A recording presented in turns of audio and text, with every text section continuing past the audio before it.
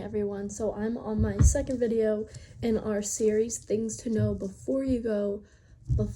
Before you go live and work in a national park for Concession company for the first time. So these topics I think are very important, and if I knew about these going into my first season, if I knew about them and I was more prepared, I think it would have led me to be more comfortable, sleep better, work better, be more accommodating to what's my environment, and just overall be better prepared and have the expectation of these things happening and knowing how to handle it and being prepared for it. I think the most important thing, of course, is to always go with the flow of the season. Be ready to pivot to whatever comes your way and take on whatever may happen. That's the biggest thing, is because sometimes things don't work out the way you want or expect them to, and if you're not flexible to be able to accommodate to that, then it can make or break you. So with that being said, our next topic is mandatory overtime.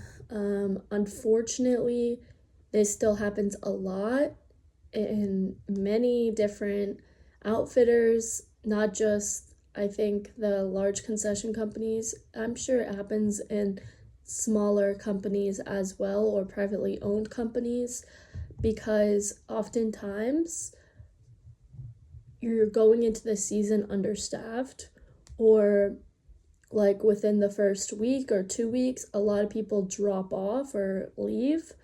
And so it is very common to happen early on in the season and late in the season, because a lot of people that come in are college students, and the company accommodates to when they need to go back to school, when they leave university or college, and then when they go back to college as well.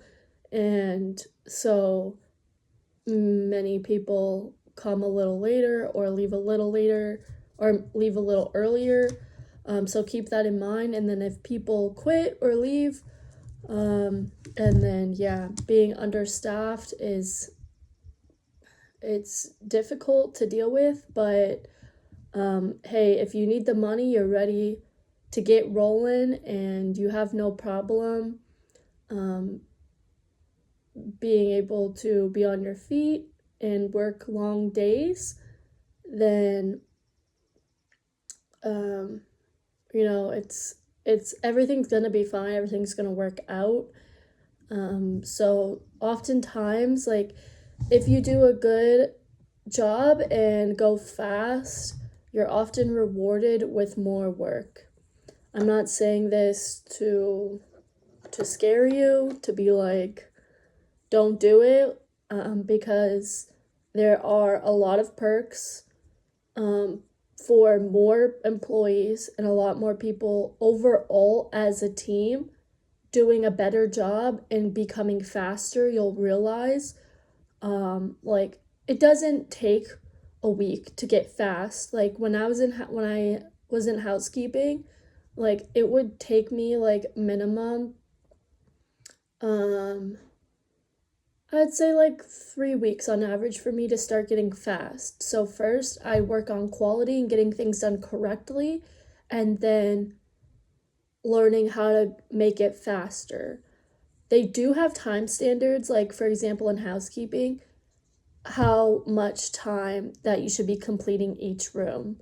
I do personally think that for these larger hotels, it is an unrealistic time standard, and they do have housekeeping trainers and people that come in, and if you don't meet that standard, you get written up, you get warnings, you get discipline.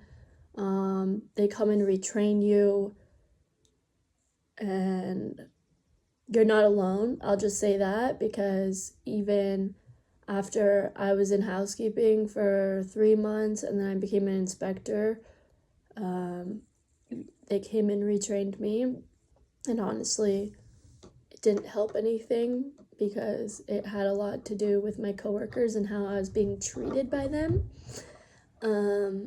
Unfortunately, they created a lot more work for me, and it's very disgusting and very sad when there's too much drama, too much gossip. Sometimes people don't like you because you work hard, because you do a good job, because you stay in your lane, stay in your own business. You are happy by yourself. You're pretty sufficient and independent person. A lot of people can get upset about that. And it's like it can be a mean girl environment.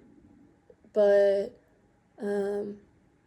yeah, over time, there are consequences, and you'll see, like, if one season they're getting away with all of these things and they're being mean to you, and like you get written up for things that you're not doing, but it was other people doing that. You'll see the next season, like, you're gonna have justice for that. Like, you always end up, like, when you do a good job, you're a person of integrity, honesty, you're staying in your own lane. There's greater rewards for that in the long run, and just keep that in mind. Like, you're not alone. There's other people, I know for sure, not only in your department, but also other companies on your own property doing the same thing and possibly going through the same thing. So keep that in mind. It doesn't happen at every location with every company. And I say that because different locations are different sizes.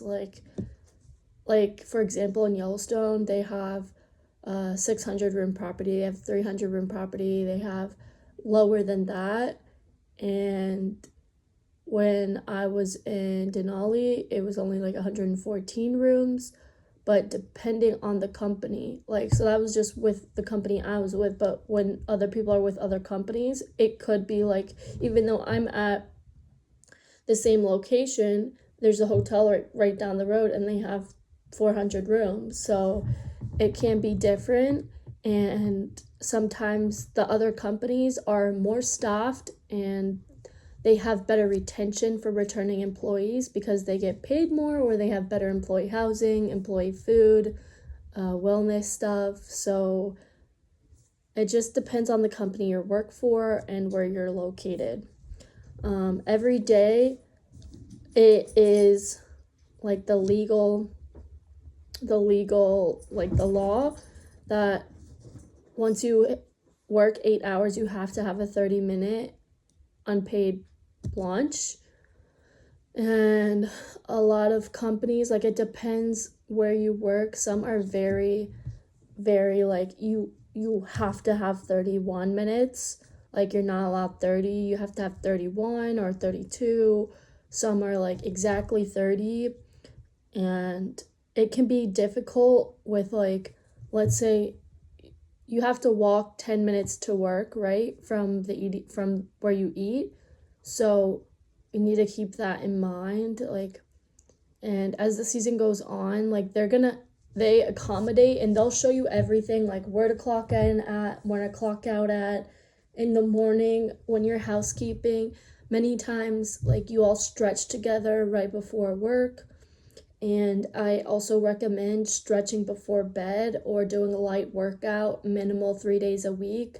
They have employee gyms, they have employee fitness, like, classes and stuff like that. Take care of your body, and the more you train it for, like, heavier lifting, the easier your job's gonna get. Honestly, I am not a gym person. I hate working out in a gym. I'm someone that, like, if I want to work out, I'm hiking, I'm kayaking, I'm doing things outside. But when I started, like, lifting weights, like, 2 to 3 times a week, it really helped me be able to do beds faster because the weights, like, my arms were getting used to the amount of weight. So I was able to, like, put the comforters and quilts are often, like, really heavy. be able to just put it on there without like going around the bed 3 times. So oftentimes if you work past dinner, your manager or the location manager will dismiss you for dinner in small groups to go to the employee dining room to eat dinner, or rarely sometimes they will order everyone pizza and then you just like take a short break, eat the pizza, and go back to work until whenever it's done.